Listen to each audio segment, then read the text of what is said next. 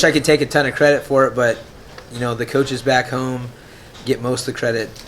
Chad's Bingham's Sarah's better half. They have the beautiful baby together, and he's a world-class jiu-jitsu player. We've got Chris Holdsworth and Dustin Akbari and Fabio Prado and Danny Castillo and all these guys that contribute, Mike Malott, to the system that we have out there.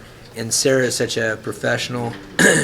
She actually was rolling 6.5 months into her pregnancy, which is comical, just with the a handful of people that she felt comfortable with. But I feel like that time off was time for her to improve, get more comfortable. Her last 2 losses have been all on her as far as making a tiny mistake during dominant performances. So to see her get back and show what we know that she can do was pretty awesome. You've been around this game for a long time, so you've seen people that have been out for a long time and find ways to make improvements like she did, and you've seen it go the other way too. Was there ever any doubt that she would come out here and be able to just get right back on it and be as good as she was before she left? There wasn't really a doubt, but like I said, the few mistakes that she made cost her big in the last couple fights, and that was just like mental lapses. So seeing her fight a near perfect fight this time was just good. It was good for her. It was good for the coaches to build on, and really she's going against a Muay Thai world champion. She's an Olympic wrestler, so the game plan's real simple there.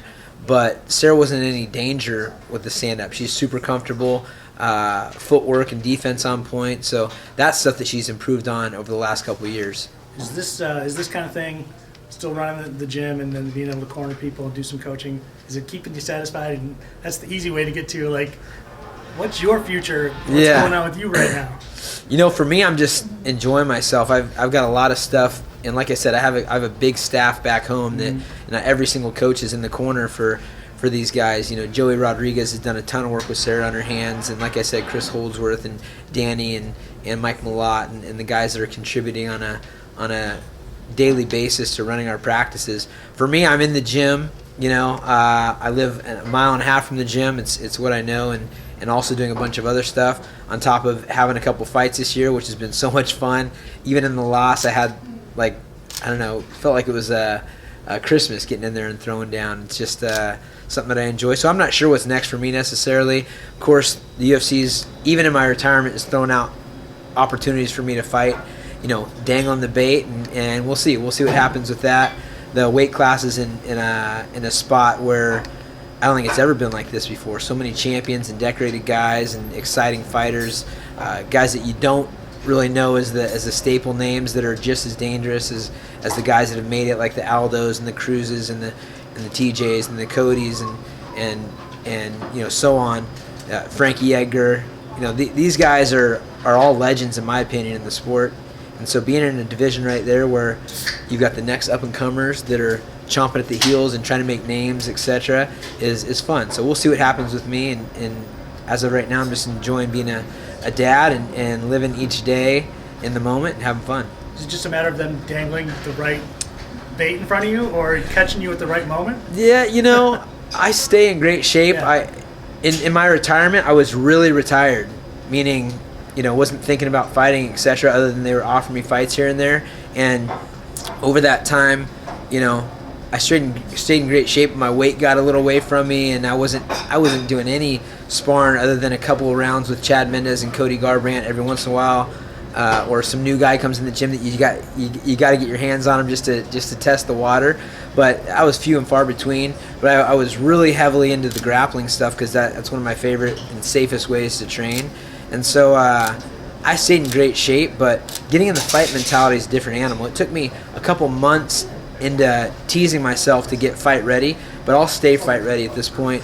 There's no reason not to, and just see what happens. I got to talk with the guys and see if something sounds good. But like I said, if I feel the itch, I'm a guy that lives in the moment, and also it's a great payday every time you fight too, on top of being a lot of fun, and so it's something to think about, but no plans immediately.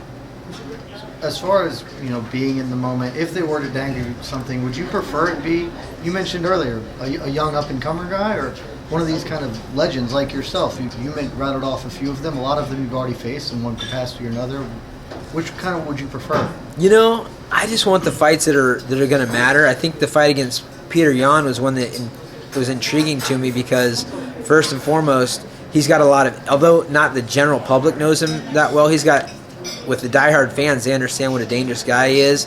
And I know for a fact he's going to be in this game for a long time doing big things. And I like those kind of fights because, you sneak in a win over a guy like that, 8 years down the road, he might be the legend that's coming back, or somebody that was a title holder or something like that. And I'm in this looking at it as a really cool thing to be a guy that's been able to span a 20-year fight career, and that reaches far and wide. I fought Jens Pulver, the first UFC world champion, for the lightweight fighters who fought BJ Penn, and BJ Penn fought Matt Hughes, and who fought George St. Pierre, and you can go on and on.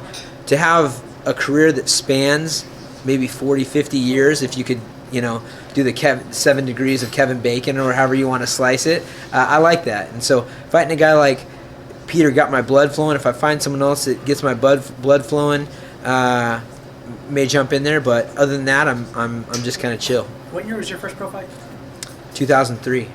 So you just missed the 90s by a smidge because you had that 4 decades. Exactly, but I was wrestling, and that was when I was in college. That was kind of the dark ages of mixed martial arts. In high school, they're on pay-per-view and everything else, and then all the bands were happening and whatnot, and I was busy studying, wrestling, working, living the good life in college, and never forgot the fight game.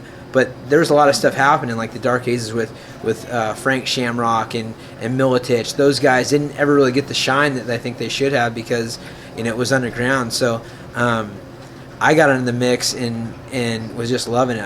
It's crazy to me to think that I've had 46 fights because it doesn't feel like that to me. That's a big, long career. But for me, it's just like, man, I've just been living the dream, to be honest.